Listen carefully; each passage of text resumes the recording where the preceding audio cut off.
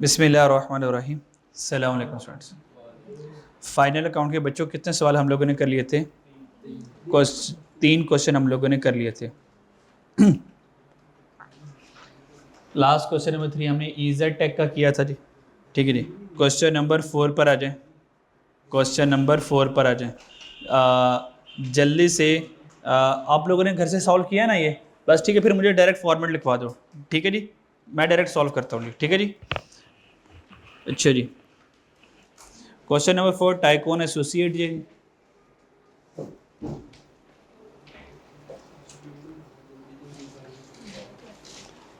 दो क्वेश्चन करेंगे इंशाल्लाह आज हम।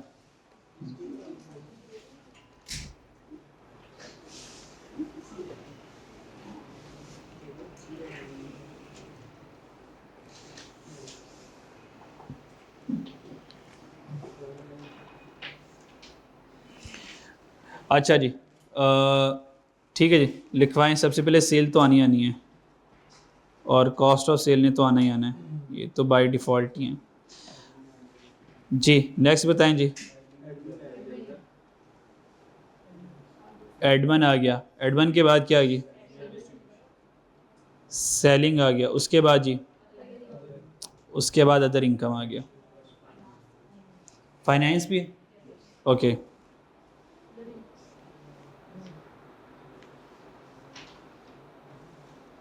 अदर इनकम आ गया और फाइनेंस आ गया।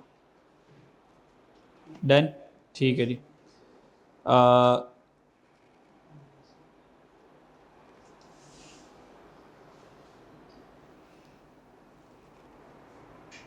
नेक्स्ट हमारे पास, अच्छा आप वो पूरा लिख लीजिएगा SOFP वाला डिज़ाइन। ठीक है जी। जी, नॉन करेंट एसेट में क्या लिखा हुआ है? PP लिखा हुआ है। जो लिखा होगा वही नाम लिखवाना है। फिक्स एसेट लिखा हुआ है, ठीक है जी। जो वो लिखेंगे हम भी वही लिखेंगे, फिक्स एसेट्स ही। फिक्स एसेट्स में दो तीन कैटेगरीज होंगी, तो इसको हम अलग अलग से देख लेंगे, इसकी जगह छोड़ देता हूँ मैं। नेक्स्ट बताएं क्या है? ठीक है जी।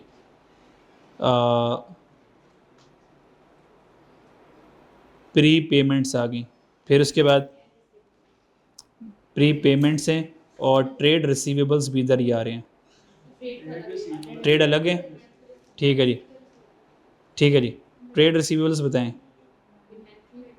इन्वेंट्री इसके बाद जी, देन ठीक है, वो अलग से आ रहे हैं।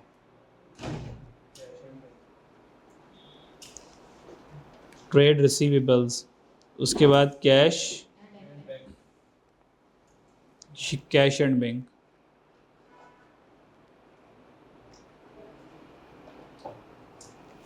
बस जी, चले, डन हो गई वाली साइड। अब आ जाएं साथ वाले हमसायों पे।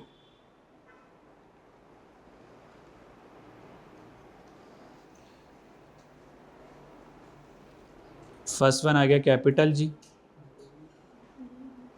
जी आगे नेट प्रॉफिट है। नेट प्रॉफिट ड्राइंग्स, आपको पता है कैपिटल और ड्राइंग में कोई ख़ास एडजस्टमेंट नहीं आती हैं, तो इनके टैब जल्दी क्लोज हो सकते हैं। इन्वेंट्री में कोई एडजस्टमेंट नहीं आती, इसका टैब क्लोज जल्दी हो सकता है। क्रेडिटर में नॉर्मली नहीं होती, ये भी क्लोज हो सकता है, अगर हो तो फिर देख लीजिएगा। कुछ टैब्स ऐसे हैं, प्रैक्टिस से पता चल जाएगा कि इनमें एडजस्टमेंट ज़्यादा नहीं आ रही, तो शुरू शुरू में इनको क्लोज करके बाकी के ऊपर फोकस कर लीजिएगा। आगे चलें। ट्रेड पेबल्स में एडजस्टमेंट आनी है। क्रेडिटर्स हैं जी हमारे, तो क्रेडिटर में नॉर्मल एडजस्टमेंट आ जाती है। और अक्रूवल में तो लाजमी लाजमी आनी है। Accrual and other payables, okay. Bank OD आ गया। जब बैंक ओडी आ जाए तो अलर्ट हो जाए कि कोई ना कोई मसला होने वाला है, यानी कि कोई ना कोई अनयूजुअल चीज़ है, वरना बैंक ओडी नहीं आता, बैंक तो एसिड है। अगर बैंक ओडी आ रहा है तो उसका मतलब कोई ना कोई पंगा आ गया होगा, इसलिए बैंक ओडी आया हुआ है। कॉपी पेस्ट आप लोग मुझे करवा दें, आप लोगों ने किया होगा जी। जी जी बोलें। सेल्स अच्छा ये सारे सारे रुपीस इन 1000 पर हैं, ये चेक कर लीजिएगा। अगर आपने रुपीस इन 1000 यूज़ करने 550 लिखना है 550 लिख लें, अगर 3 ज़ीरो के साथ लिखना 3 ज़ीरो के साथ लिखना है, मर्जी है, कोई टेंशन वाली बात नहीं है। डन। 1000 राउंड करके लिखना है या 1000 के बगैर लिखना है? 1000 को राउंड ना करूँ मतलब, ठीक है जी। सेल बताएं कितनी है? 1250,000 ऐसे ही है ना? हाँ फिर ये बोलना है, फिर मुझे 1250 नहीं कहना, फिर 1250,000 है। अच्छा ये डिसाइड होगा, ये डिसाइड होगा, आप फ़ौरन से सोल्यूशन की टैब ओपन कर लेना। अगर सोल्यूशन के टैब में 12, 50, 3 ज़ीरो लगे हों तो आप भी कंप्लीट से चलिएगा।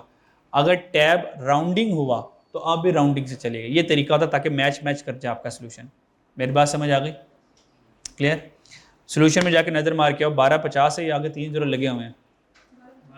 1250 है बस। हम इसका मतलब है हम रुपीस इन 1000 से चल रहे हैं, हम रुपीस इन 1000 से चल रहे हैं, राउंडिंग चलूँगा, ठीक है, ताकि मेरी टैब और सोल्यूशन वाली आईके वाली टैब मैच कर जाए।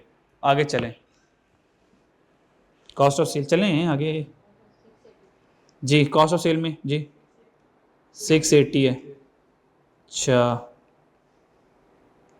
680 आ गया जी। आगे हाँ तो लिखवाएं ना, सारा कुछ लिखवाएं, आपने सारा किया हुआ, ये आप लोग करके आए, मुझे जो जो आप लोगों ने किया ये टीबी को छापना है बस बच्चों। तो जो सेल में सब कुछ करवाओ मुझे, हाँ हाँ सारा कुछ करवाओ। माइनस ये क्या करूँ 20, माइनस कर दिया 20 और -9, ठीक है। ये सेल हो गया, हिंट लिख रहा हूँ। 20 कौन है? सेल रिटर्न है। 9 कौन है? डिस्काउंट अलाउड है। चलो जी, ताकि हिंट लिखा, ताकि ऑनलाइन वाले बच्चों को पता चले ये कैसे आ रहे हैं। आगे चलो, कॉस्ट ऑफ सेल में फिर डिस्काउंट रिसीव भी आ रहा होगा 680। आगे ये कौन है? परचेजेस, परचेजेस आ गया। आगे चलें, माइनस कर दिया, कितना है? 11 का डिस्काउंट रिसीव्ड आ गया, और प्लस ओपनिंग भी तो होगा, ओपनिंग स्टॉक भी तो होगा, कितना है? 27 ओपनिंग स्टॉक है। ओपनिंग स्टॉक और कुछ है? 25 ओपनिंग है और 27 क्लोजिंग है। ठीक है 25 ओपनिंग है, 25 ओपनिंग आ गया, प्लस कैरेज इनवर्ड कितना है? कितना? 20। अब ठीक है, 4 चीज़ें आ गई। ये आप लोगों ने टीबी से छापा लगा लिया। डन। कोई मसला है तो बच्चों अभी मुझसे पूछ लो यार।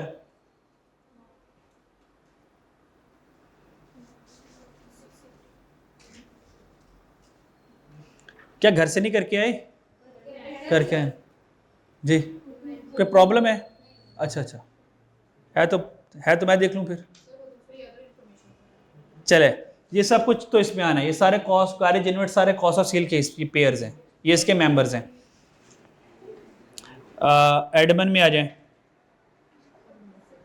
कॉस्ट ऑफ सेल में कुछ और है? कॉस्ट ऑफ सेल में आ जाएं, एडमन में आ जाएं। 130 minus plus 73 plus 45 plus 15। Okay okay okay, plus 15। बस सेलिंग में आ जाए। शाबाश, बहुत से जा रहे हैं आप लोग। सेलिंग में कुछ भी नहीं है, आ जाएगा। टैब तो है ना, इसका मतलब अदर में से आएगा। यहाँ पे अदर इनकम में ओनली 13। फाइनेंस आ गया 16, बाकी अदर से छाप लेंगे हम। एसेट वाली साइड, फिक्स एसेट में कौन है? बस अकेला यही है, 550 है। और कोई क्यूमुलेटिव डेप्रिसिएशन हो इसकी? हाँ कितनी है जी? 120। तो फिर ये कॉस्ट होगा और ये उसकी एक्यूमुलेटेड डेप्रिसिएशन होगी। पक्की बात है, अभी माइनस करूंगा इसकी डेप्रिसिएशन, तो आंसर आएगा। प्री पेमेंट भी और कोई है फिक्स एसेट? नहीं। प्री पेमेंट में आ जाए, कितनी है? 90 बस। प्री पेमेंट में आ गया 90। इन्वेंट्री आ जाएगा। रिसीवेबल कितना? Trade receivable 670। इसमें एडजस्टमेंट आनी है, इसलिए एक जगह छोड़ूंगा इसके लिए मैं।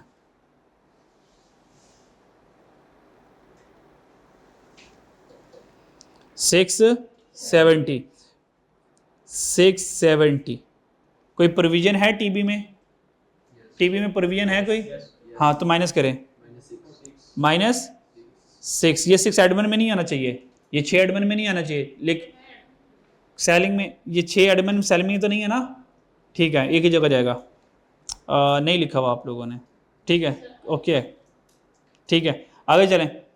ये आपने रिसीवेबल था, इसमें से प्रोविजन माइनस कर दी। कोई बैड डेट है टीबी में? टीबी में बैड डेट है कोई?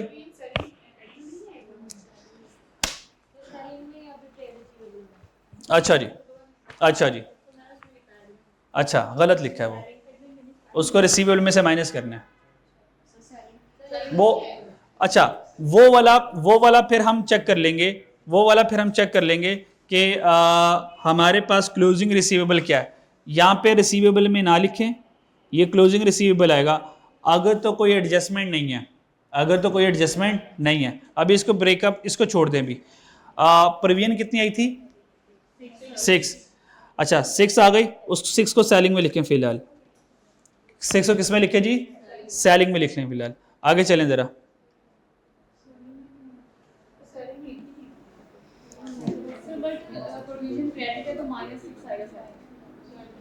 मैं खुद देख लेता हूँ बच्चों। प्रोविजन फॉर, बच्चों प्रोविजन फॉर हमारे पास डाउटफुल डेट आ रहा है, कितना आ रहा है जी? प्रोविजन फॉर डाउटफुल डेट आ रहा है 6। ये 6 क्रेडिट आ रहा है, क्या आ रहा है? ओ चला जाओ,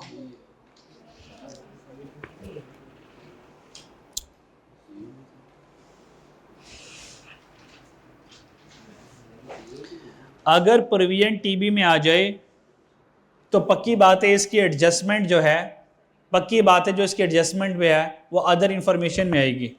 तो अभी प्रोविजन को कहीं ना लिखें, क्योंकि अगर अदर इंफॉर्मेशन आ गई तो अज्यूम करेंगे ये ओपनिंग प्रोविजन है। अदर जी वही मैं कह रहा हूँ ना, अदर इंफॉर्मेशन में लाजमी होगी, अगर वहाँ पे नहीं आ रहा तो अदर इंफॉर्मेशन में क्लोजिंग प्रोविजन वहाँ से आ जाएगी, और ओपनिंग और क्लोजिंग में मान लो अगर ओपनिंग 6 है, मान लो क्लोजिंग 8 आ गई तो 2 से इनकम स्टेटमेंट इंक्रीज हो जाएगी। फिर इनकम स्टेटमेंट में हम 2 से कर देंगे, सेलिंग में 2 लिख देंगे, डन। वो प्रोविजन इंक्रीज हो रही है डिक्रीज हो रही है वो हम एडजस्टमेंट के बाद फैसला कर लेंगे। अभी इस प्रोविजन को हम छोड़ देते हैं। क्या ये बात समझ लग गई मेरी? अच्छा जी, अगर बच्चों ये याद रख लें, ये नोट कर लें ज़रा, अगर प्रोविजन आपके पास ट्रायल बैलेंस में आ जाए तो यहाँ पे लिख लें, इसको सर्कल लगाएं, लिख लें वेट फॉर अदर इंफॉर्मेशन, या लिख लें read other information, read other information. हम अदर इंफॉर्मेशन रीड करने के बाद फैसला करेंगे इसके साथ क्या सलूक होगा, ठीक है। तो प्रोविजन का हम क्या करेंगे, अदर इंफॉर्मेशन रीड करेंगे।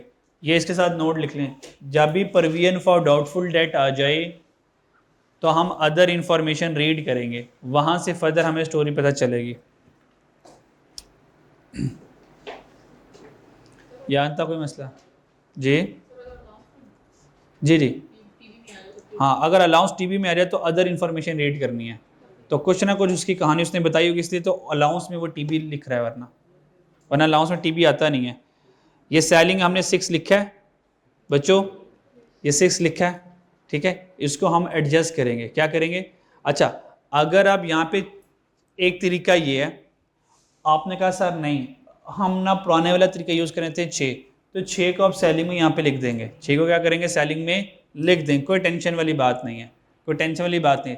मेथड नंबर 1, 6 प्रोविजन को देखा, उस प्रोविजन को सेलिंग में 6 को लिख दें, हो गया। दूसरा तरीका ये है, सेकंड तरीका ये है कि जब डाउटफुल डेट प्रोविजन आपको नज़र आ जाए टीबी में तो वेट करें अदर इन्फॉर्मेशन का। तो अगर हम अदर इन्फॉर्मेशन का वेट करते हैं तो इसका मतलब 6 यहाँ पे मैं नहीं लिख रहा। मैं आपको दोनों तरीक़ों से बता दूंगा, आंसर में कोई फ़र्क नहीं पड़ेगा, 6 लिखने से भी कोई फ़र्क नहीं पड़ेगा, अगर मैं अदर इन्फॉर्मेशन पढ़ने के बाद दोबारा यहाँ पर आऊँगा फिर भी आंसर में कोई फ़र्क नहीं पड़ेगा, डन। वो इंशाल्लाह हम जब यहाँ पे पहुँच गए फिर हम उसके लिए वेट करते हैं। बाकी सब कुछ ये हो गया, ठीक है। ट्रेड रिसीवेबल में चलें, वो ठीक है, आगे आ गया। और इसके अलावा कोई बैड डेट है टीबी में? ठीक है, कैश एंड बैंक में आ जाए, कैश एंड बैंक कितना है? और इसके अलावा बस कैपिटल कितना है जी? 550। नेट प्रॉफिट ने तो आना है। ड्राइंग्स 10 हैं, अगर इसके अंदर कोई और एडजस्टमेंट है तो कर लेंगे। ट्रेड पेबल जी 490 आ गया, 490। अक्रूवल एट अदर पेबल 770 सिर्फ 70 है। बैंक ओडी कितना है? बैंक ओडी नहीं है, बैंक ओडी है नहीं, टैब गिवन है, इसका मतलब यहाँ पे कुछ आएगा। सेलिंग की टैब है वो खुद नहीं है, इसका मतलब वहाँ पे कुछ ना कुछ तो आएगा। अब एडजस्टमेंट पढ़ते हैं और एडजस्टमेंट को 1 बाय 1 सॉल्व करते हैं। डन जी, चले आ जाए। फर्स्ट एडजस्टमेंट पढ़ते हैं।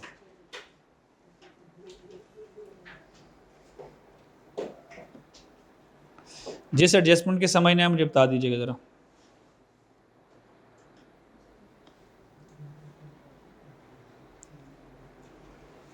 सबसे पहले आ जाए inventory December 20,000।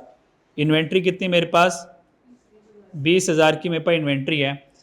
It include some stock. बच्चों इसमें कुछ स्टॉक्स इंक्लूड्स हैं जो कि क्या हैं जी? ओके, कहता है मेरे पास 20,000 की इन्वेंट्री पड़ी हुई है, ठीक है, और it include some stock having cost 5,000 है, लेकिन अब वो मार्केट में फैशन आउट होने की वजह से 3,000 का बिकेगा। तो यहाँ पे ऑब्वियस बात है इसकी एनआरवी का मसला आएगा, ठीक है। अच्छा, अब यहाँ पर आ जाए। यहाँ से दो बातें आपने माइंड में रखनी है। नंबर 1, अगर हम इसको जिस तरह से हम क्लास में इन्वेंट्री को सॉल्व करते थे, अगर हम वैसे सॉल्व करें तो मेरे पास बच्चों 20,000 की इन्वेंट्री है। कितनी की है बच्चों इन्वेंट्री है? 20,000 की। इस 20,000 की इन्वेंट्री के दो हिस्से हो गए, यानी कि गुड्स यूनिट्स हो जाएंगे और हमारे पास डैमेज यूनिट्स हो जाएंगे।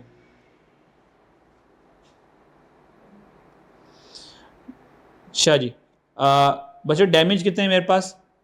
15,000। डैमेज जो है जिसकी कॉस्ट 5,000 है, अब उसकी एनआरवी कितनी है जी? 3,000 है, और रिमेनिंग कितना बच गया? 15,000। इसका मतलब जब मैं उसको एसओएफपी में रिकॉर्ड करूँगा तो एसओएफपी में रिकॉर्ड करूँगा 15,000 कॉस्ट, इसके एनआरवी नहीं गिवन, तो यही लूँगा। कॉस्ट और एनआरवी में लोअर कौन है? एनआरवी लोअर है, तो यहाँ से एनआरवी ले लूँगा। इसका मतलब ये है कि एसओएफपी में 15 और 3 18,000 जाएगा। यहाँ तक देख लें कोई मसला? तो इसके लिए 18,000 को क्या करूँगा कि तुम्हें माइनस करूँगा कॉस्ट ऑफ सेल में और तुम्हें ऐड करूँगा करंट एसेट में, यानी कि स्टॉक में, तो मैं ऐड कर दूँगा स्टॉक में। डायरेक्ट वही लिख लेता हूँ।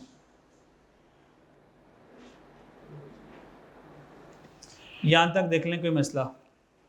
ये 1 वाला सिनेरियो है जी।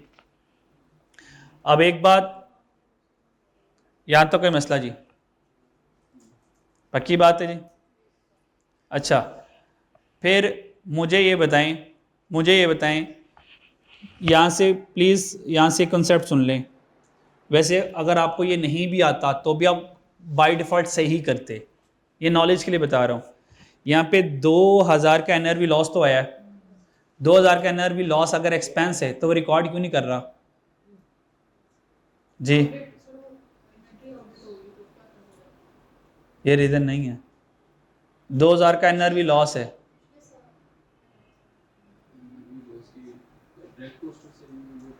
बच्चों पीरियोडिक सिस्टम है ना, तो एंट्री नहीं करूँगा, परपेचुअल में एंट्री करता। मैं परपेचुअल में एंट्री करता। क्या ख्याल है? चैप्टर नंबर 7 में है, ज़रा 1 मिनट के लिए ज़रा।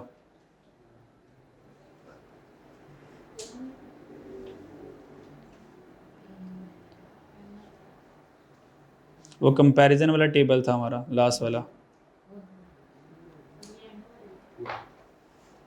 याद रखना है। क्या रखना है जी? क्या रखना है जी? याद रखना है। No entry for return down of inventory to NRV in case identify. ये हो गया।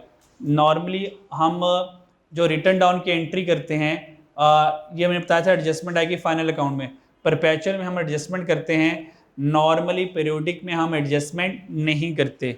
और एडजस्टमेंट कब करते हैं? If identified after final adjustment of closing inventory then same entry, तो फिर हम सेम एंट्री पास करते हैं। No entry for return down of inventory to NR in case if identify before final adjustment, तो सब कुछ फाइनल एडजस्टमेंट से पहले है, ये भी हम फाइनल एडजस्टमेंट हम कर रहे हैं। जब हम फाइनल एडजस्टमेंट करेंगे तो कोई एंट्री नहीं होती है एनआरवी की।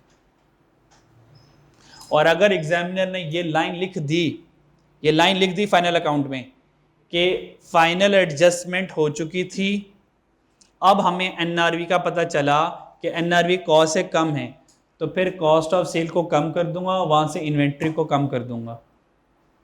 ठीक है, क्लियर? तो अभी जब भी एनआरवी का मसला आएगा, आपको पता है कि हम एनआरवी के लॉस को रिकॉर्ड नहीं करें, क्योंकि पीरियोडिक में नॉर्मली एनआरवी रिकॉर्ड नहीं होती। ये एक्सेप्शन है, इसलिए मैंने कहा था ये याद रखना है। ये एक्सेप्शन है कि अगर फाइनल एडजस्टमेंट आ जाए तो फिर हम एनआरवी लॉस करेंगे, अदरवाइज हम एनआरवी लॉस रिकॉर्ड नहीं करते। तो कोई मसला नहीं है। मान लो अगर रिकॉर्ड करनी होती, मान लो अगर ये भी आ जाता और मैंने यही रूल रखा हुआ है कि एनआरवी की एडजस्टमेंट नहीं होती, तो आधा नंबर कट जाएगा, तो कटने से क्या फ़र्क पड़ता है? कोई फ़र्क नहीं पड़ता। देन दूसरा कॉमन सेंस यूज़ कर लेना। मान लो अगर एडजस्टमेंट करनी हो, आपका सारा कॉस्ट ऑफ सेल मैच कर रहा होगा, वहाँ से उसने फर्दर 200 माइनस किया होगा, तो कि यार 200 कैसे माइनस हो रहा है, तो फ़ौरन क्लिक कर लीजिए, ओह ये कोई एनआरवी वाला 200 तो नहीं है, तो फिर एनआरवी वाला 200 होगा। डन, जो कि कभी आने वाला नहीं है। लेकिन अगर वो ये लाइन लिख दे तो फिर आ जाएगा। हो सकता है अगले सवाल में आ जाए। चलो वापस आ जाओ।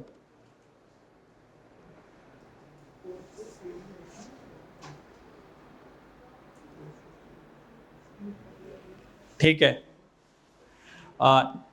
तो यहाँ पे नोट लिख लें, यहाँ पे नोट लिख लें, एनआरवी लॉस 2000 है। हम नॉर्मली पीरियोडिक में एनआरवी लॉस नहीं रिकॉर्ड करते। In periodic normally we doesn't record NRV loss.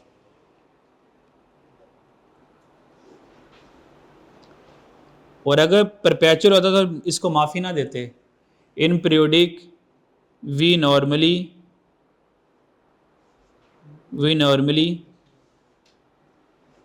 Doesn't record NRV loss. Entry हम करते हैं क्योंकि हमने एसओएफपी में लेके जाना होता है, तो एसओएफपी में हमने लोअर ऑफ पे लेके जाना होता है।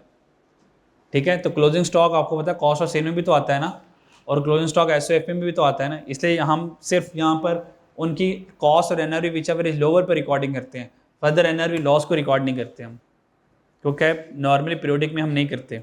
चलो जी आगे चलते हैं जी।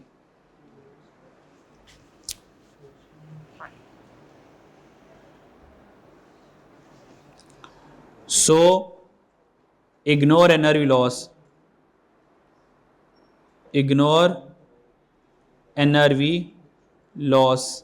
NRV लॉस को इग्नोर करके चलना है। अगर मैं इस बात के ऊपर तवज्जो ना दिलाता, आप लोगों की तवज्जो पहले ही नहीं थी, डन। लेकिन अगर परपेचुअल होता तो फिर तो आप गए थे ना, फिर तो डन। और अगर ये आफ्टर एडजस्टमेंट आ जाता, आफ्टर एडजस्टेड फाइनल एडजस्टमेंट आता, तो फिर हम इसको एडजस्ट करते। अच्छा जी, चलो आ जाओ आगे चलते हैं जी। पहली वाली एडजस्टमेंट हो गई, चले जाएं, भाग के जाते हैं। कॉस्ट ऑफ सेल में 18,000 क्या करते हैं, माइनस करते हैं, और स्टॉक में 18,000 ऐड करते हैं। अब प्लीज़ मेरी बात प्लीज़ गौर से सुनना, खुदा के वास्ते 18,000 ना करना, 18 करना, क्योंकि 3 0 कॉमन लिए हुए हैं हमने, ये संभाल लोगे। हाँ ये बात याद रखनी है। और वैसे भी बुरा लगेगा 18,000 लिखते, देखिए कितना बुरा लगना है अभी, चेक करें ज़रा, ये देखना यहाँ पे कुल मिलाकर 18,000 कहीं नहीं है। जब 18,000 लगेगा इतना वो बुरा लगेगा, बेहुदा लगेगा, वहाँ पे लगेगा कि नहीं बुरा, बिल्कुल बुरा लगेगा जी। तो कॉस्ट ऑफ सेल में 18 हमने ये, हाँ ये प्यारा लग रहा है माशाल्लाह, डन जी। तो यहाँ से आपको पता चल जाएगा 3 0 किसी के पास नहीं है, कल 18,000 में घूम फिर रहा है, डन। ठीक है जी आगे चलते हैं। और 18 ओ इधर रह गया, इन्वेंट्री 18 आ गई, इन्वेंट्री 18 ने वैसे ही क्लोज हो जाना है, डन, ये क्लोज हो गया, टैप कर सकते हो। सेकंड एडजस्टमेंट पे आ जाए। सेकंड एडजस्टमेंट ये जी, bad debt to be return of 14,000। बच्चों 14,000 से बैड डेट रिटर्न ऑफ है, चलो ये तो आसान ही है। तो सेलिंग में से क्या कर देंगे, ऐड कर देंगे, और रिसीवेबल में से माइनस कर देंगे। तो लिख देता हूँ, ऐड करूँगा तुम्हें सेलिंग एक्सपेंस में और तुम्हें माइनस कर दूंगा ट्रेड रिसीवेबल में से। जी कोई मसला जी? चलें आ जाए 14,000 को, यानी कि 14 को सेलिंग खाली था, लो जी हरा भरा हो गया सेलिंग। सो 14 यहाँ पर आ गया, ओह लाल से लिखना है सॉरी, ये आ गया 14, और 14 को क्या करेंगे, ट्रेड रिसीवेबल में से माइनस कर देंगे। ट्रेड रिसीवेबल में से 14 को माइनस कर देंगे, और ये बैड डेट है। चलें जी आगे चलते हैं जी, नेक्स्ट एडजस्टमेंट देखते हैं जी। Provision for doubtful debt is to be increase. आगे जुमला पढ़े, मुझसे तो नहीं पढ़ा जा रहा, आप लोग पढ़ेंगे तो शायद पढ़ा जाए। क्या लिखा हुआ है जी, क्या लिखा हुआ है? इसको ज़रा गौर से पढ़ें, शायद मुझसे नहीं पढ़ा जा रहा। ये क्या लिखा हुआ है? क्या लिखा हुआ है?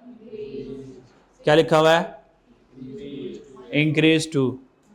इंक्रीज टू का मतलब कुछ और होता है, इंक्रीज बाय का मतलब कुछ और होता है। यहाँ से पूरा सवाल बदल जाता है।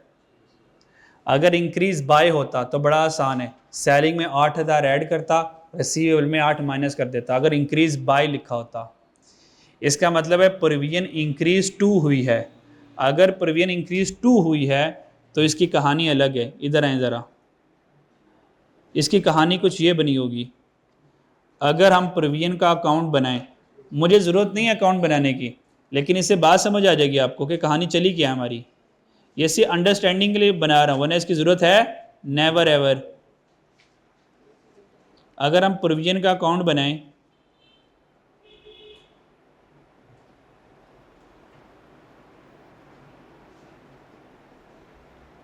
अब जो ऊपर वाली प्रोविजन थी ना वो 6 ये वाली है, वो 6 ये वाली है, और प्रोविजन इंक्रीज टू का मतलब है ये 8,000 क्लोजिंग में पड़ी हुई है, ये मतलब है। तो कितने से प्रोविजन इंक्रीज हुई है? ये 2 से इंक्रीज हुई है। तो प्रॉफिट एंड लॉस में क्या जाएगा? सिर्फ 2 जाएगा, सिर्फ 2 जाएगा। इसके तो यकीन आता है। और ये 8 कहां जाएगा? ये एसओएफपी में ट्रेड रिसीवेबल में से माइनस होगा। डन, पूरा 8 माइनस होगा। अब यहां पर आए, जिस बच्चे ने यहां पे 6 लिखा होगा, जिस बच्चे ने यहां पे 6 लिखा होगा, तो बच्चों यहां से वो -8 लिखेगा। क्या करेगा जी? -8, ताकि 2 यहां पे लिख सके। क्लियर है? तो वो 2 लिखने में डर था, बच्चे ये करते -2 लिख देते। तो ठीक है, -2 का मतलब एक्सपेंस है, इसने माइनस ही होना है। ठीक है, क्लियर? तो अगर आप 6 - 8 लिख के 2 लिखें तो भी सही है। और आपके नहीं सर, हमने सिर्फ डबल एंट्री करनी है, प्रॉफिट एंड लॉस में से 2 जाएगा, हमने प्रॉफिट एंड लॉस में 2 को टी अकाउंट बनाकर भेज दिया, और बाकी रह गया 8 जो है वो ट्रेड रिसीवेबल में से जाके माइनस हो जाएगा। तो जब भी प्रोविजन आ जाए तो जज्बाती नहीं होना, देखना एडजस्टमेंट है तो उसका टी अकाउंट बना के देख लेना प्रॉफिट एंड लॉस में क्या जाएगा और क्लोजिंग में क्या जाएगा। तो अब जरा ट्रस्ट आ गया कि पता चल गया कि ओपनिंग प्रोविजन 6 की थी और 2 मतलब 8, तो प्रॉफिट एंड लॉस में कितना जाएगा? 2, और एसओएफपी में कितना जाएगा? 8। और अगर सवाल ये होता इंक्रीज बाय 8, फिर 8 ही जाता प्रॉफिट एंड लॉस में, और 6 और 8 कितना बनता? 14 जब रिसीवेबल में से माइनस होता फिर जाके। तो जब प्रोविजन आ जाए तो रिकमेंडेड अकाउंट बना लें, जरा रिकमेंडेड अकाउंट बना लें।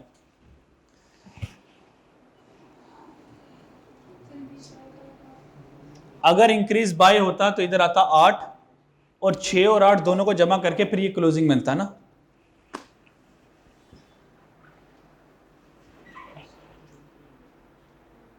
चले आगे, ये एडजस्टमेंट कर लिया हम लोगों ने। हमने 2 को एडजस्ट किया और 2 को एडजस्ट किया और 8 को एडजस्ट किया, 2 को एडजस्ट किया और 8 को एडजस्ट किया। डन। और अगर एक तरह से देखा जाए, एक तरीके से देखा जाए तो हमने 8 को एक तरह से देखा जाए तो हमने 8 को इधर लिखा और 8 को उधर भी लिखा। तो अब मैं 6 क्रॉस कर दूं जी, 6 क्रॉस कर देता हूँ, इसकी ज़रूरत नहीं है मुझे अब। ठीक है जी, नेक्स्ट आ जाए हमारे पास। नेक्स्ट हमारे पास है जी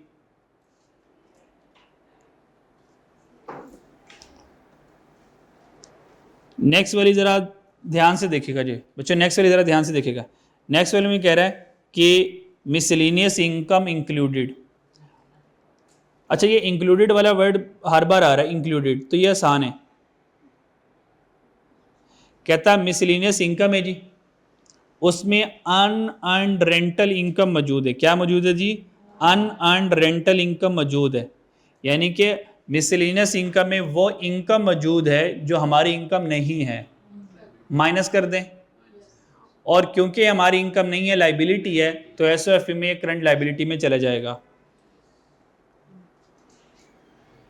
तो हम इसके दो इम्पैक्ट बना लेंगे कि तुम माइनस हो जाओ अदर इनकम में और तुम ऐड हो जाओ करंट लाइबिलिटी में। करंट लाइबिलिटी ट्रेड पेबल नहीं, हाँ ट्रेड पेबल नहीं, ठीक है, अक्रूवल वाले में पेबल में आ जाएगा। चलें आ जाए, कितना जी? 1000 है। चलें अदर इनकम में माइनस करते हैं पहले।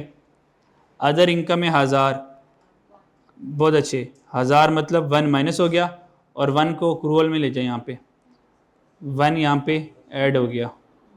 क्लियर है? ठीक है जी, ये पता चल रहा है ना, अक्रूवल में आना है, ट्रेड पेबल में नहीं आना, वो तो क्रेडिटर है। हाँ, नेक्स्ट एडजस्टमेंट आ जाए जी। नेक्स्ट एडजस्टमेंट आ गई advance salary. Advance salary included है, ये इंक्लूडेड वाली बड़ी एडजस्टमेंट देता है, तो ये आसान ही है। Salaries included advance salary pay to worker for the next year. कहता है इस सैलरी का तो हमारे से कोई ताल्लुक नहीं है ना, इस सैलरी का हमारे से कोई ताल्लुक नहीं है ना, तो एडमन में माइनस कर दूंगा जी, एडमन में माइनस कर दूंगा और एडवांस सैलरी है और ये हमारा रिसीवेबल करंट एसेट बन जाएगा। ठीक है, अच्छा जी, कहाँ लिखें इसको, जगह कहाँ है? चलें यहीं छोटा छोटा करके लिख लेते हैं जी। माइनस करूँगा तुम्हें एडमन एक्सपेंस में, ऐड कर दूंगा करंट एसेट में। चलें आ जाए, 12000 को एडमन में से माइनस करते हैं, तो 12000 को एडमन में माइनस किया और 12 को रिसीवेबल बनाया यहाँ पे जी, 12 यहाँ पर आ गया एज आ रिसीवेबल। डन। अच्छा 90 नीचे बढ़ा हुआ है। नेक्स्ट देखते हैं एडजस्टमेंट। नेक्स्ट एडजस्टमेंट ज़रा ट्रिकी है, ये वो एडजस्टमेंट होगी जो आपको परेशान करेगी, इसको छोड़ सकते हो।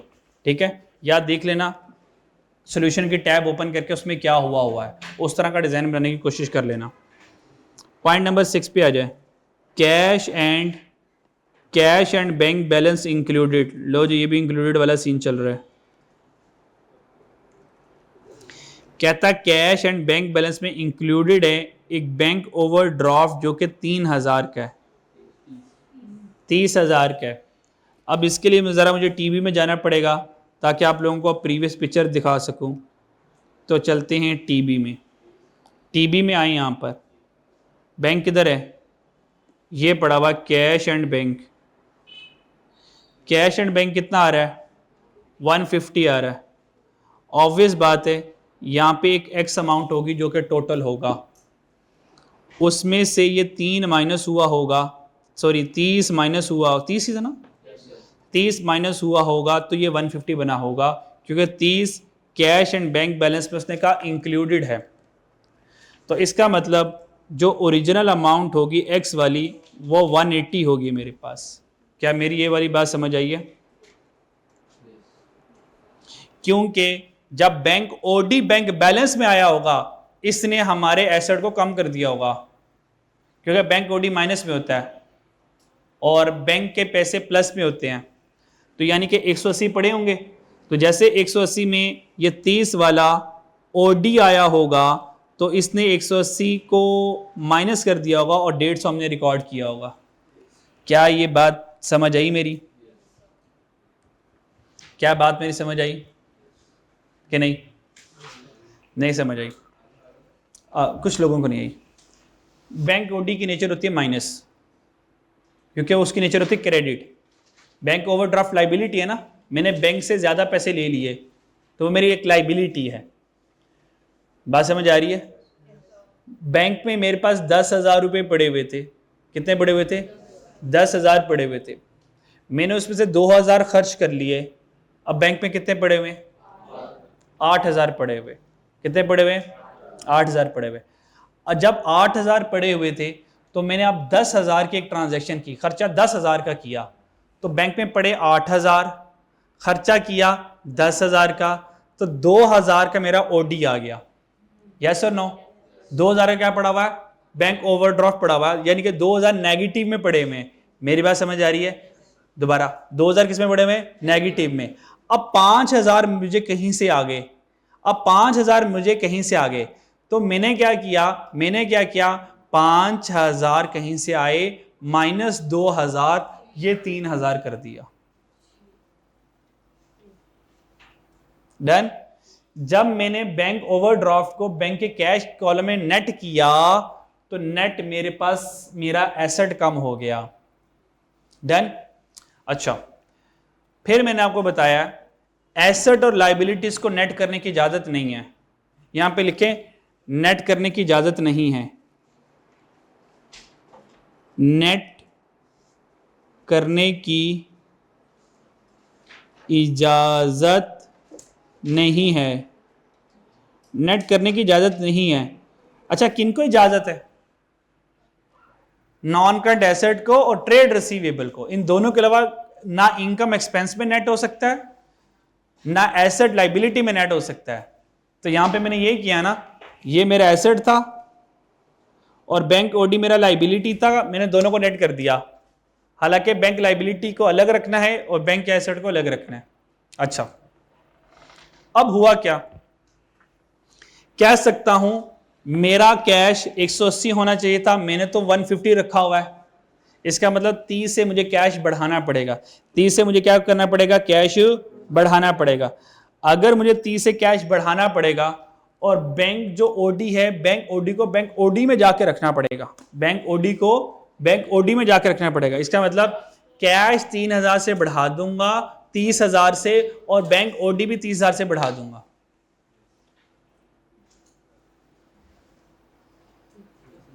डन?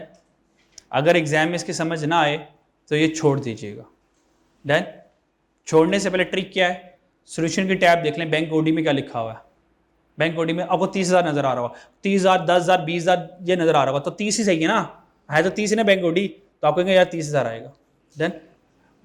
अगर आपको कोई ट्रांजेक्शन समझ ना आए तो टैब देखिएगा, सॉल्यूशन की प्री सॉल्यूशन की टैब देखिएगा, वो आपको बड़े रास्ते दिखा देगी। डन? ये बात दोबारा समझाऊं? समझ लगे? चलो आ जाओ फिर। तो इसका मतलब मेरे कैश बैलेंस में 30 कम हो गया क्योंकि बैंक ओडी यहां पर आ गया, तो अब 30 से कैश बढ़ाऊंगा और बैंक ओडी को उसकी अपनी जगह पे छोड़कर आऊंगा। क्योंकि बैंक ओडी, देखो प्लीज बच्चों, प्लीज मेरी बात सुने, प्लीज बच्चों, अगर बैंक ओडी ने अगर बैंक ओडी ने इन बुजुर्गों के साथ नेट होना होता तो बैंक ओडी का सेपरेट टैब ही क्यों देता मुझे? फिर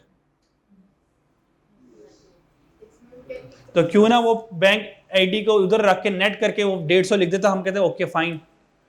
जब बैंक ओडी का उसने सेपरेट टैब दिया है, इसका मतलब बैंक ओडी को बैंक ओडी में पार्क करना है, एसेट को एसेट के पार्क करना है, दोनों की पार्किंग अलग अलग है। उसने बैंक ओडी को कहां पार्क कर दिया? कैश में पार्क कर दिया। जब बैंक ओडी को कैश में पार्क किया होगा तो बैंक ओडी नेगेटिव है, उसने हमारे पॉजिटिव वाले एसेट को 30 से कम कर दिया होगा, तो हम क्या करेंगे? ऐड करके वो खत्म कर देंगे उसकी पार्किंग। मेरी बात समझ आ रही है? तो आप समझ लगी है? दोनों की पार्किंग अलग अलग है। तो भाई बैंक ओडी तुम्हारी पार्किंग अलग है, तो हमने 30 को यहां पे रख दिया। ये है इस एडजस्टमेंट की करेक्ट एंट्री। डन? कोई मसला यहाँ तक? ये मुश्किल एडजस्टमेंट थी, ये मुश्किल एडजस्टमेंट थी। अभी इसका फेज 2 आना है, इसका फेज 2 आना है, अभी ये फेज 1 है। आगे चलें ज़रा, नेक्स्ट पे आ जाए जी। मैं इसका फेज 2 करवा दूं पहले, ताकि इसको अंजाम तक पहुंचा दूं। अच्छा, इसका फेज 2 है पॉइंट नंबर 6 और पॉइंट नंबर 8, ये आपस में इंटर रिलेटेड है। पॉइंट नंबर 8 पढ़ रहा हूं पहले मैं। अब कहता है चेक रिसीव फ्रॉम कस्टमर 5000, कहता है 5000 का हमने चेक रिसीव किया, वॉज डिसऑनर्ड। जब चेक डिसऑनर्ड होता है ना, इसका मतलब है कि मुझे कस्टमर से पैसे आए ही नहीं है। ऐसे हो जाता है कि पैसे आए ही नहीं है, यानी कि रिसीवेबल मैं क्या कर दूंगा, डेबिट कर दूंगा। Done. And return by bank at the end of the year, no transaction was recorded. कहता कोई ट्रांजेक्शन रिकॉर्ड नहीं हुई। इसका मतलब, प्लीज मेरी बात सुनिएगा, प्लीज मेरी बात सुनिएगा, मेरे पास जब पैसे आए तो मैंने बैंक डेबिट रिसीवेबल क्रेडिट कर दिया। अब जब चेक डिसऑनर्ड होगा तो यही एंट्री को रिवर्स कर दूंगा, रिसीवेबल डेबिट और बैंक क्रेडिट, रिसीवेबल डेबिट और बैंक क्रेडिट। अब मसला यह है कि हम बैंक को क्रेडिट नहीं करेंगे, बैंक ओडी को करेंगे। डन। क्या करेंगे जी, बैंक ओडी को करेंगे।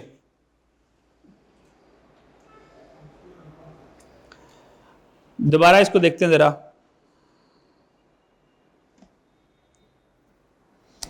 अच्छा जी, हम जो इसकी एंट्री करेंगे, मैं आपको लाइन लिखवाता था जरा। इसके डबल एंट्री पहले लिखवाएं, रिसीवेबल डेबिट कर दूंगा, रिसीवेबल डेबिट,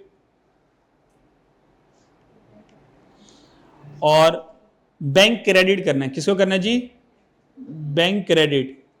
वो जो बैंक क्रेडिट हुआ है वो असल में बैंक ओडी में गया हुआ है।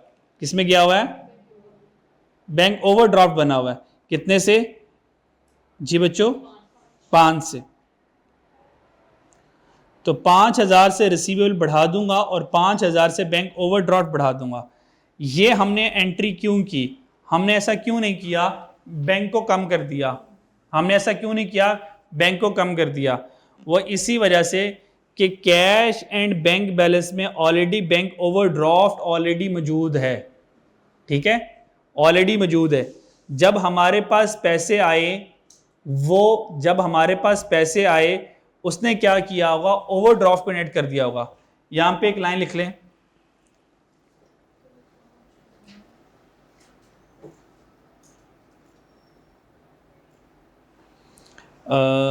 यहां पर टीबी में आए, जरा टीबी में आए, कैश एट बैंक यहां पर आ गया। ठीक है, अच्छा जी,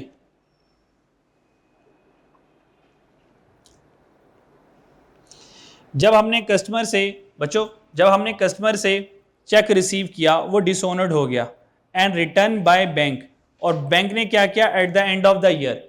तो at the end of the year ने बैंक ने ओडी भी शामिल कर दिया था और उस ओडी में भी इसको शामिल कर लिया था।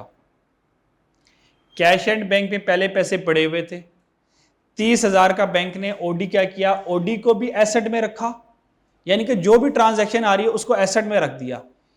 तो ओडी आया, उसको भी एसेट में नेट कर दिया, और ये वाले पैसे आए, इसको भी उस एसेट में नेट कर दिया। इसका मतलब ये हुआ, इसका मतलब ये हुआ कि ये जो हमारे पास असल में बैंक को क्रेडिट होना चाहिए था, किसको क्रेडिट होना चाहिए था, बैंक को क्रेडिट होना चाहिए था। इसकी वजह से जब ये पैसे कम हुए, हमारे पास जो ओवरड्राफ्ट में एडजस्टमेंट हो गई, किसमें एडजस्टमेंट हो गई, ओवरड्राफ्ट में एडजस्टमेंट हो गई।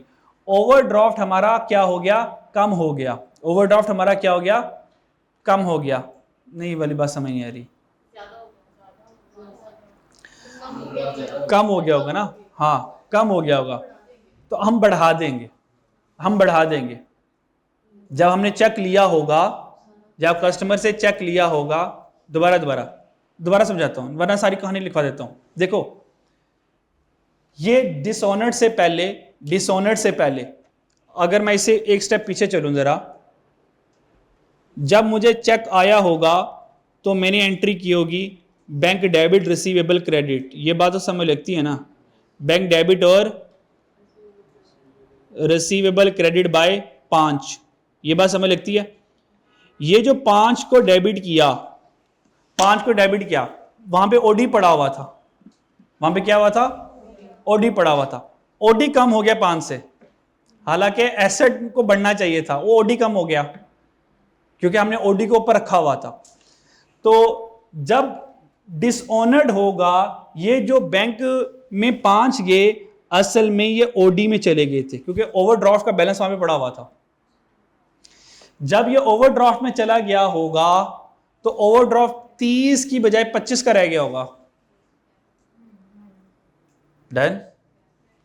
जब डिसऑनर्ड हुआ तो मुझे रिसीवेबल को डेबिट कर दिया, अब वहां से बैंक ओवरड्राफ्ट डेबिट हो गया। बैंक ओवरड्राफ्ट डेबिट का मतलब बैंक ओवरड्राफ्ट कम हो गया था। तो अब क्या करेंगे, अब इससे भी पीछे अगर सीन चलाना चाहें तो सीन कुछ ये चल रहा होगा बच्चों, ये -30 चल रहा होगा बैंक ओडी का, बात समझ आ रही है। इसमें हो गया होगा ये 5000 वाला इसमें ऐड, तो ओडी रह गया होगा -25 पे। डन। तो जब मैं रिसीवेबल को रिवर्स करूंगा तो बैंक ओडी को रिवर्स कर दूंगा क्योंकि ओडी वहां पे पड़ा होगा। डन जी, ये बात नोट कर लें जरा।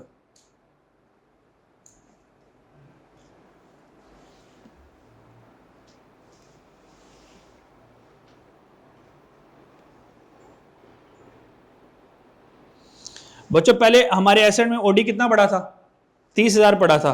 तो जब हमने चेक रिसीव किया होगा तो ओडी में 5,000 ऐड होकर ओडी -25 रह गया होगा।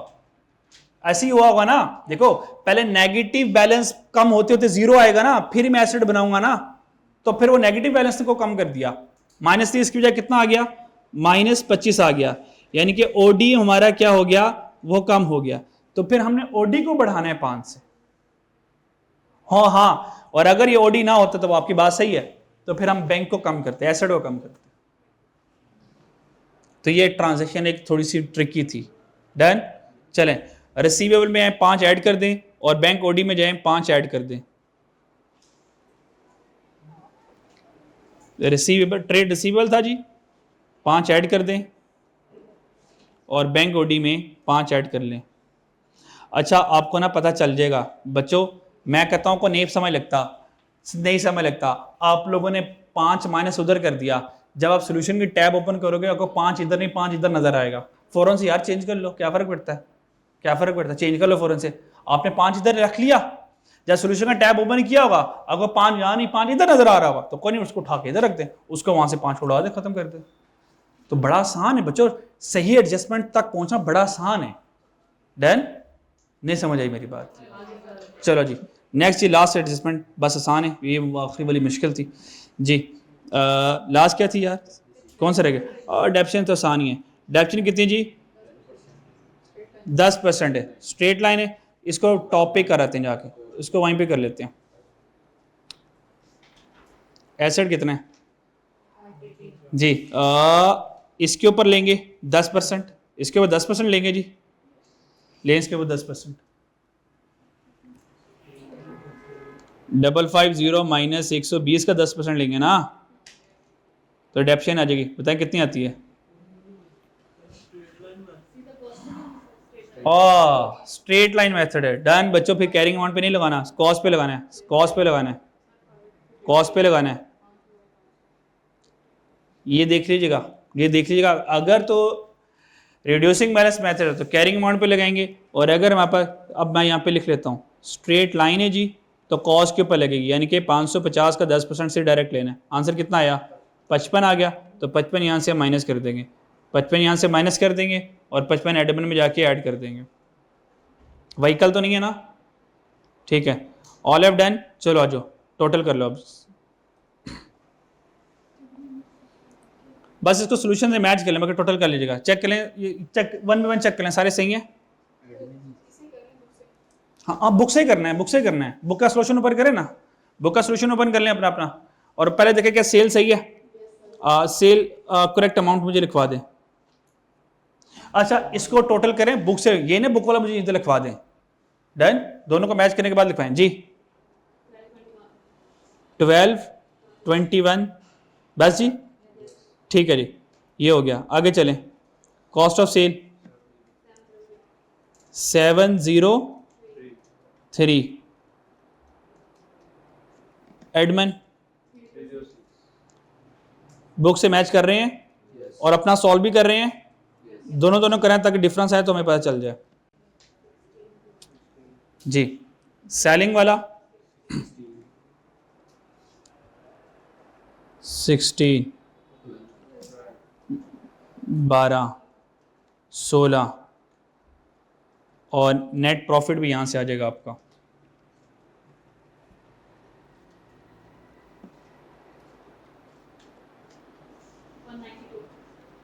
192, ठीक है। यहाँ पे आ जाएं जी,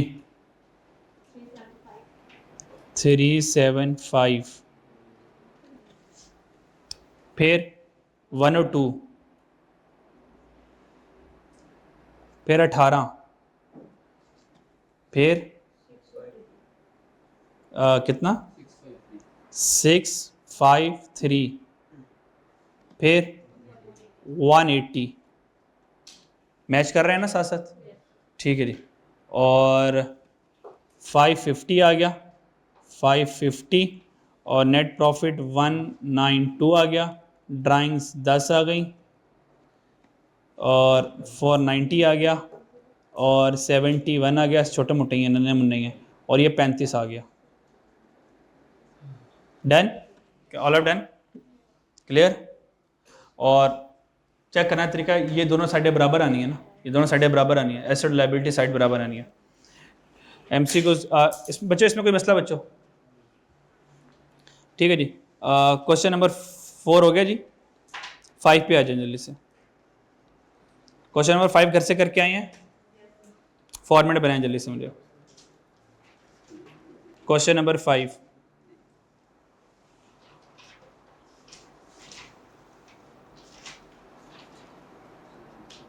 नाम क्या है? योयो, योयो के साथ क्या है? Yoyo enterprise.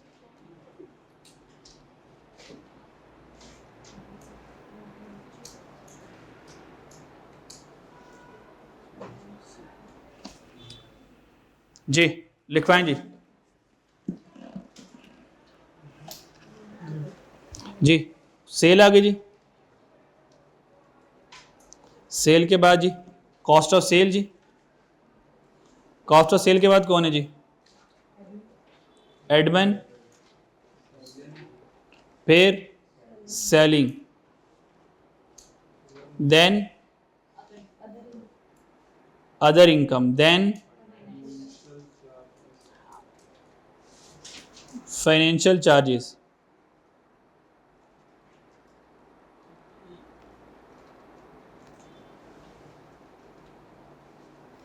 ठीक है जी, नेक्स्ट जी, ये हो गया हमारे पास। अच्छा बच्चों फिर से मैं कह रहा हूँ, जो एडजस्टमेंट हमसे नहीं होंगी उनको छोड़ दीजिएगा, टाइम ज़ाया नहीं कीजिएगा। हमारे पास सिर्फ आधा घंटा होगा, ठीक है, आधा घंटा होगा, तो आधे घंटे में हम बहुत मैक्सिमम नंबर समेट सकते हैं। मैक्सिमम नंबर समेटना और आधे घंटे बाद उस सवाल को जो भी आपको रीजनेबल ऑप्शन लगती होगी लगा के आगे मूव ऑन कर जाना। ये ना कुछ लालच ना, प्लीज़ लालच ना करना कि मैं भी ये भी सही कर लूँ, ये भी सही कर लूँ, ये भी सही कर लूँ, ये मरवाएगी आपको। आगे आ जाए नॉन करंट एसेट में, देन स्टॉक,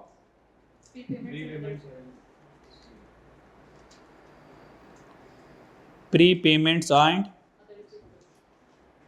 प्री पेमेंट्स हैं और अदर्स रिसीवेबल्स हैं, फिर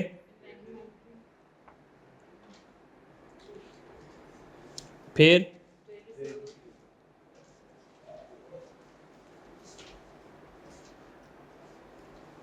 फिर अलग अलग है, कंबाइन है, ठीक है, कैश एंड बैंक, देन ख़त्म, ठीक है जी, ये ख़त्म हो गई साइड। कैपिटल के बाद देन आपको पता है ड्राइंग्स और कैपिटल तो सबसे पहले क्लोज करेंगे ना आप, फिर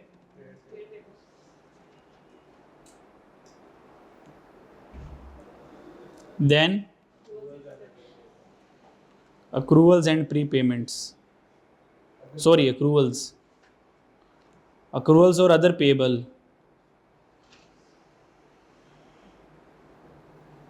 देन बस ठीक है, इसमें बैंक ओडी नहीं है तो सम टाइम ना आपको टैब्स बता देंगे कि कम्प्लेक्सिटीज आने वाली हैं। डन,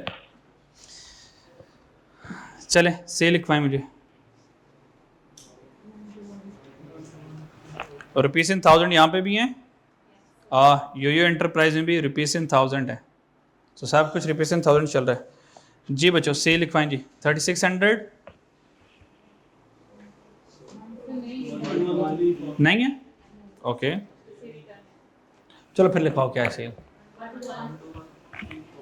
121344 माइनस ये रिटर्न भी होगी, फिर आप लोगों ने कहा है 3600 और कुछ डिस्काउंट अलाउड माइनस 1920 और इसके अलावा नहीं, कॉस्ट ऑफ सेल में आ जाए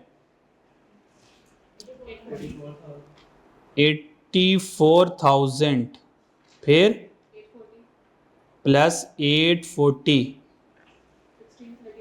प्लस माइनस बी, ये तो मैं तुक्के से प्लस लिख लिया, अच्छा प्लस 1632 देन बस जी एडमन जी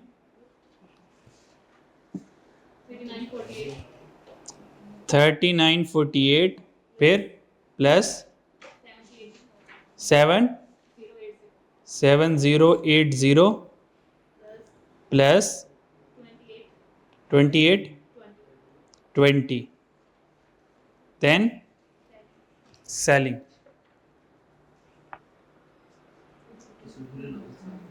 हाँ अलाउंस को छोड़ दें, और अलाउंस प्रोविजन का उसको ब्रेक लगा लें अभी, अदर इन्फॉर्मेशन पढ़ने के बाद अलाउंस का फैसला कर लेंगे, ठीक है, अदर इन्फॉर्मेशन पढ़ने के बाद अलाउंस का फैसला कर लेंगे। इसके अलावा चलें ज़रा आगे, अदर इनकम जी 132 पीपी में आ जाए। ओ फाइनेंशियल चार्ज रह गया जी, कितने जी 696 पीपी में आ जाए जी, एक ही है 42,000 देन प्री पेमेंट, अच्छा कुमुलेटिव डेप्रिसिएशन भी है, कितनी है जी 9600 pre payment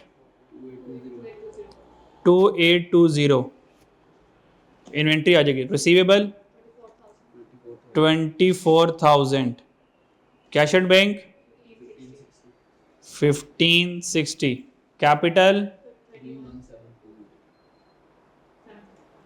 drawings 5400 trade payable 12240 accruals 6372 done. चलो फर्स्ट एडजस्टमेंट पे आ जाएं आप बच्चों, पहले एडजस्टमेंट पर आ जाएं, पहले एडजस्टमेंट पर आ जाएं। कहता है कॉस्ट ऑफ क्लोजिंग इन्वेंट्री बच्चों कितनी है 5 lakh, out of 75 of inventory was in good, 25% क्या होगी बैड होगी, ऐसे ही है। कहता है वो जो स्लाइटली डैमेज होगी वो 60% नॉर्मल सेलिंग प्राइस के सिर्फ बिक पाएगी, और normal selling price of Yoyo enterprise कैसे आएगी कॉस्ट प्लस 20%, यानी कि यहाँ पे लोअर ऑफ कॉस्ट और एनवरी चल रहा है with markup margin, with markup है, कॉस्ट है ना विद मार्कअप, यानी कि लोअर ऑफ कॉस्ट और एनआरबी वाला कॉन्सेप्ट है विद मार्कअप। डन जी, ठीक है, बात समझ लग गई। चले यहाँ पर आ जाएं, यहाँ पर हम छोटी सी कैलकुलेशन बना लेते हैं। अच्छा जी पॉइंट नंबर 1 है जी,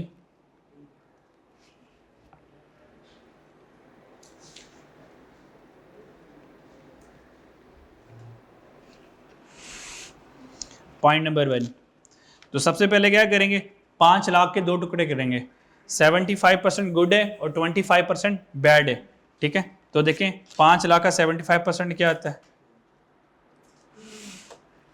तो 5 लाख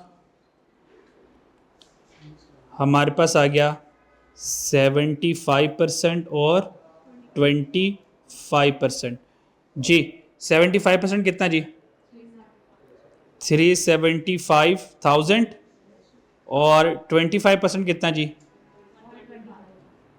125,000। ये कॉस्ट आ गई। अब इस कॉस्ट की क्या चाहिए मुझे, एनआरवी चाहिए। एनआरवी यानी कि सेलिंग प्राइस, यानी कि सेलिंग प्राइस, इसकी हम लिखेंगे सेलिंग प्राइस।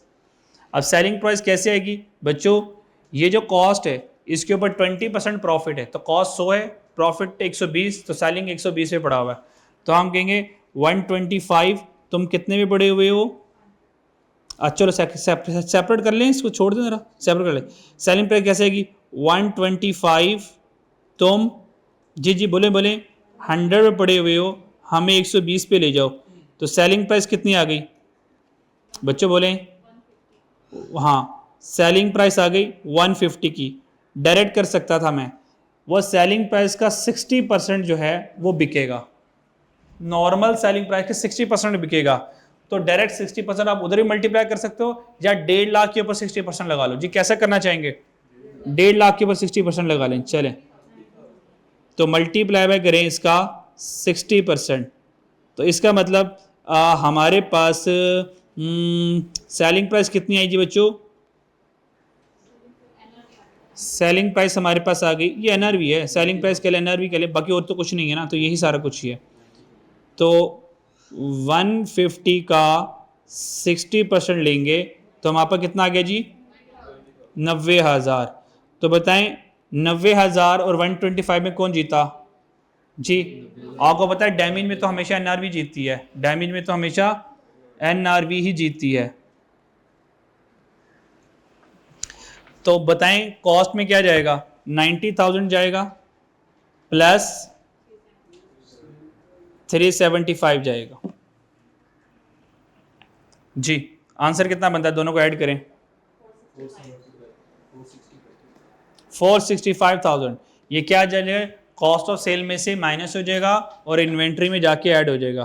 कितना बनता है, 465,000। डन, समझ लग गया।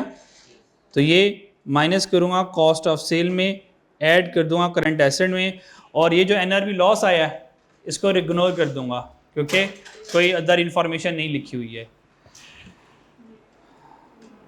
और हिंट पे लिख लिया इग्नोर एनआरवी, एनआरवी लॉस। ये बार बार इसलिए लिख रहा हूँ ताकि इसके ऊपर फोकस करें, ड्यू टू इनसफिशिएंट इंफॉर्मेशन और नॉर्मल सर्कमस्टांसेस। ठीक है, आइए ज़रा, कॉस्ट ऑफ सेल में 465 माइनस कर दिया, 465 माइनस कर दिया, और इन्वेंट्री में 465 रिकॉर्ड कर लिया, रुपीज़ इन 1000 चल रहे। डन यहाँ तक। सेकंड में आ जाए ज़रा, योयो एंटरप्राइज ने बच्चों क्या किया, 7% प्रोविजन मेंटेन कर दी। बच्चों क्या कर दिया, 7% प्रोविजन मेंटेन किए। आपको पता है प्रोविजन तो रिमेनिंग रिसीवेबल पे लगती है, प्रोविजन तो रिमेनिंग रिसीवेबल पे लगती है। तो क्या करूँगा, 24,000 हमारे रिसीवेबल 24,000 थे ना, और प्रोविजन देखिए कितनी है, बैड डेट कितने थे, बैड डेट्स हैं हमारे पास, पक्की बात, कोई बैड डेट नहीं है हमारे पास, कहाँ है,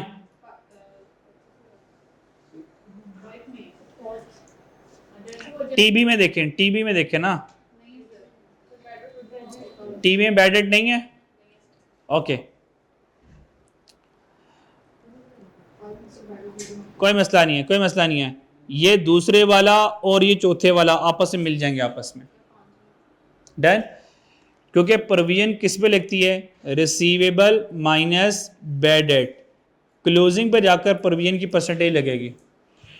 अगर तो टीबी में बैड डेट नहीं है तो अदर इंफॉर्मेशन देखूंगा फर्दर कहीं बैड डेट तो नहीं आ रहे, तो पॉइंट नंबर 5 पे 25,000 के बैड डेट्स आ रहे हैं। अगर 25,000 में बैड डेट्स आ रहे हैं तो इसका मतलब क्या है, रिसीवेबल माइनस बैड डेट के बाद प्रोविजन लगाऊंगा। तो कितना बनता जी, रिसीवेबल कितने थे 24,000, बैड डेट कितने थे 25, 24,000 माइनस 25 करूंगा और 7% प्रोविजन लगा दूंगा। जी आंसर कितना आया 1678। नहीं ट्रेड रिसीवेबल 24,000 ही है, ठीक है, और वहाँ पे सही है, वो 7% के बाद आंसर आया ना, वो 7% के बाद आया था कितना 1678 प्रोविजन आ गई। इसको क्या करेंगे, अच्छा ऊपर कोई ओपनिंग प्रोविजन पड़ी हुई है हमारे पास टीबी में जी, टीबी में प्रोविजन है जी, ओके कहाँ पे जी अलाउंस। अगर ये ऊपर है और इसकी एडजस्टमेंट भी आ गई तो बेहतर है मैं छोटा सा अकाउंट बना लेता हूँ, ताकि मुझे फर्दर तसल्ली हो जाए।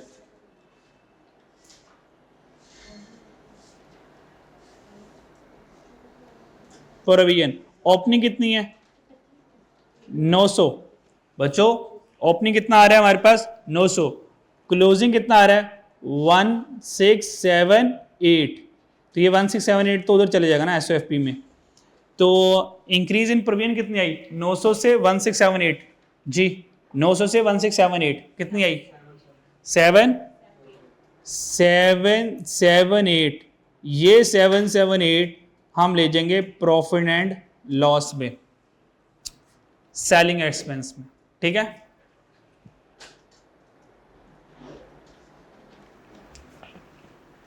डन बच्चों,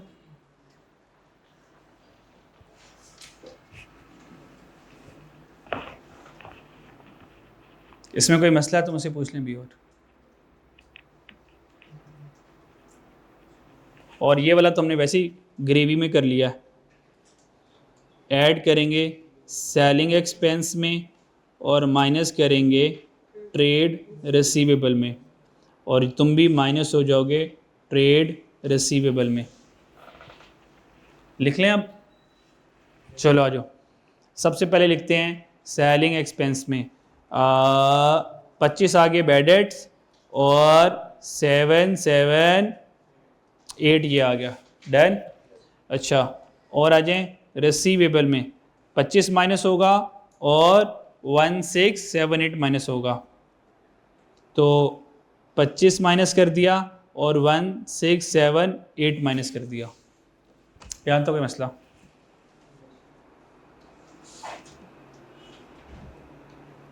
चले आगे नेक्स्ट देखते हैं यार।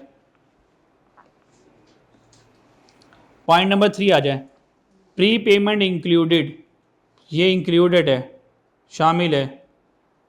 कहता प्री पेमेंट में 2 लाख ऐसे हैं जो कि एडवांस रेंट है, जो कि एडवांस रेंट कितने का है 4 मंथ का।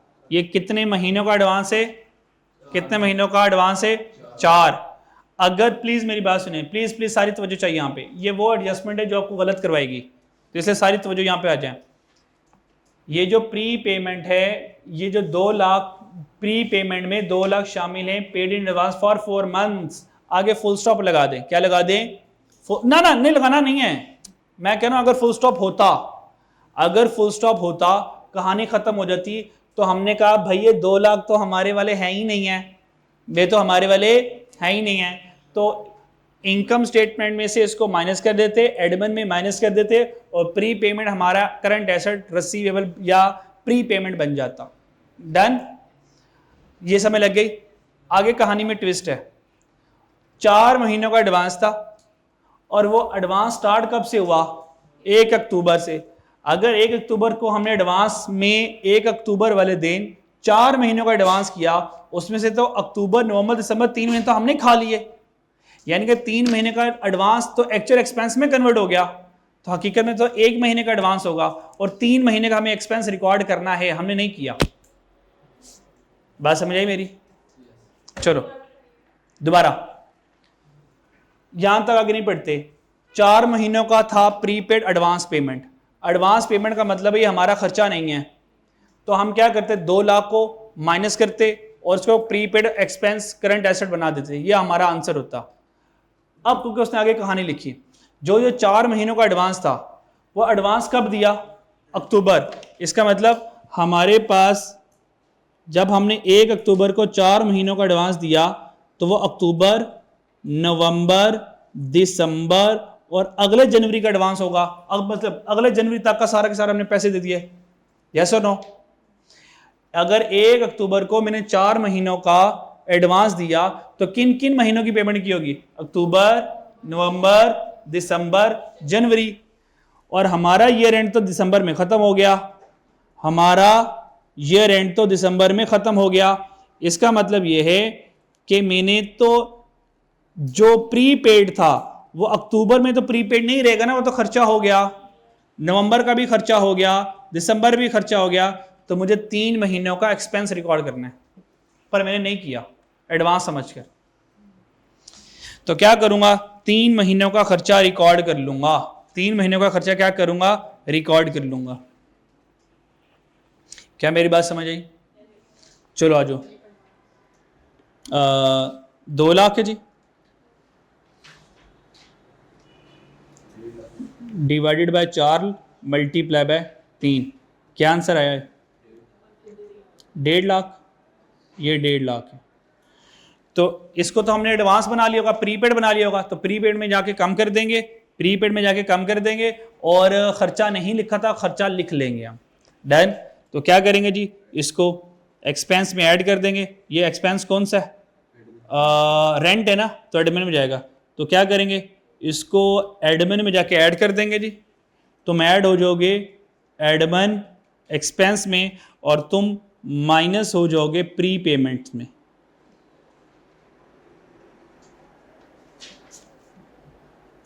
जी बच्चों, याद तो कोई मसला? चलो जी आ जाओ।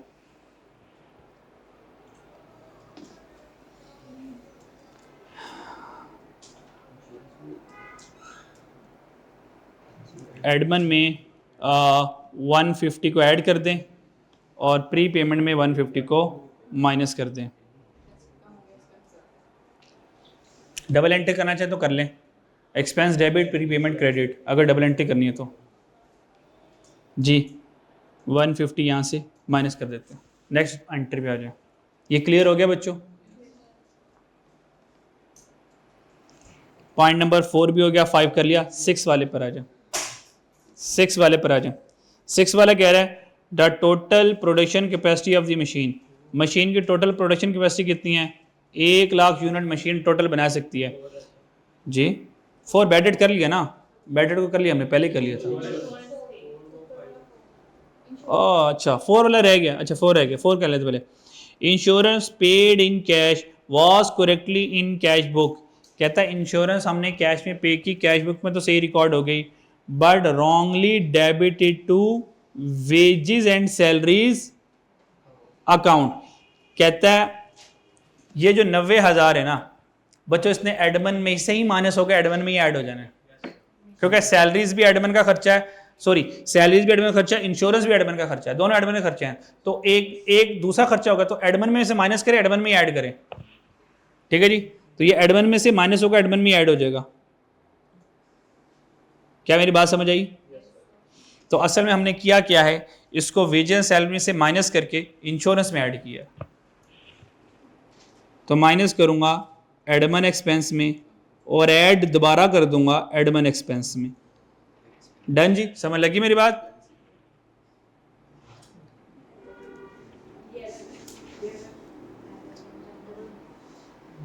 ये एरर ऑफ कमीशन है ना, एरर ऑफ कमीशन है, तो टीबी में कोई फर्क नहीं पड़ेगा, नेट प्रॉफिट में कोई फर्क नहीं पड़ेगा इससे तो, पर हमारे टैब में तो फर्क पड़ेगा। अच्छा टैब में भी कोई खास फर्क नहीं पड़ेगा, डिजाइन में फर्क पड़ेगा, डिजाइन में फर्क पड़ेगा। मतलब आपको -9 और +9 आ रहा होगा, आप परेशान होंगे, लेकिन आप टोटल कर लेंगे ना 90, और अगर आप टोटल करेंगे तो टोटल तो रिमेन सेम ही रहना है। नेक्स्ट एडजस्टमेंट देखते हैं बच्चों। मशीन कितने यूनिट बनाती है? 1 लाख। ड्यूरिंग हमने कितने यूनिट बनाए? 8,000। डेप्रिसिएशन किस बेस पे चार्ज करेंगे? Unit of produce method. और डेप्रिसिएशन हम एडमिन को नहीं देंगे, उसने स्पेशल इंस्ट्रक्शन दी है भाई कॉस्ट ऑफ सेल को जाके चार्ज करके आओगे। क्या रेजिडुअल वैल्यू है हमारे पास? नहीं। तो यूनिट प्रोड्यूस मेथड में डेप्रिसिएशन चार्ज करने के लिए हमारे पास कॉस्ट कितने टोटल जाके देख कर हैं? मैंने पढ़ी थी यहाँ पे कितने जी? 42,000 कॉस्ट है, माइनस करेंगे रेजिडुअल वैल्यू है कोई?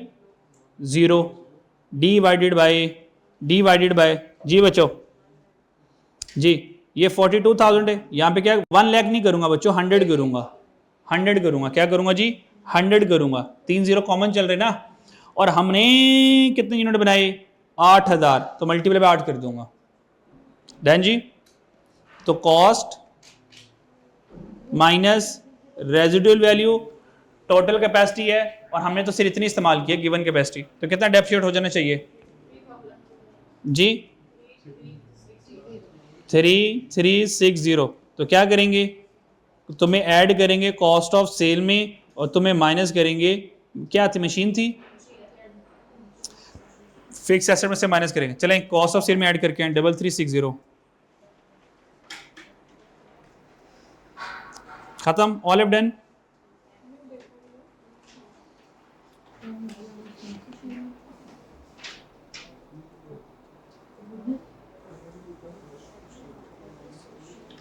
टोटल कर लें 3360 और मशीन में डेप्शन माइनस कर लें 3360, ऑल हैव डन। ये सारी ट्रांजैक्शन हो गई, ठीक है, ऑल हैव डन जी, ऑल हैव डन। चलें अब जल्दी से सॉल्यूशन से अपना सॉल्यूशन मैच कर लेते हैं।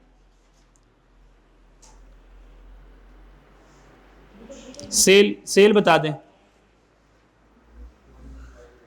जी,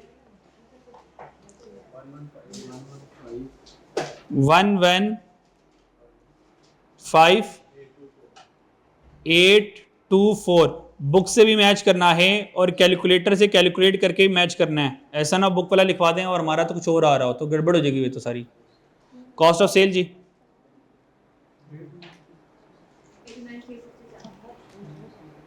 89,367 जी,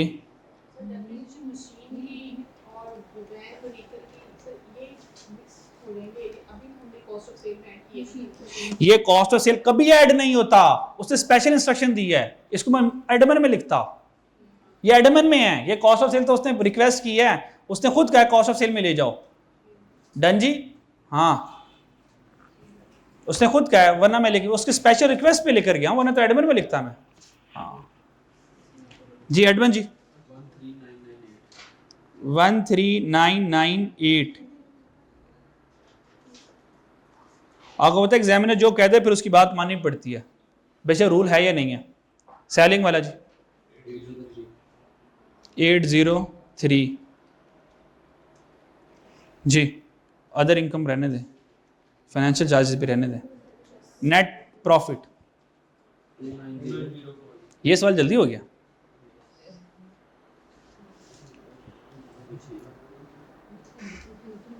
क्या आया 2904,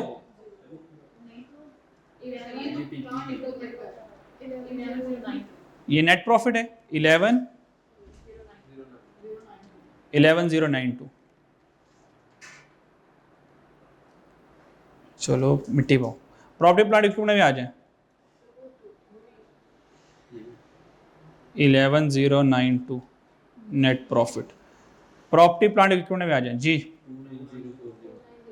29040। प्री पेमेंट्स पे आ जाए 2670, इन्वेंट्री आ गई 465, रिसीवेबल्स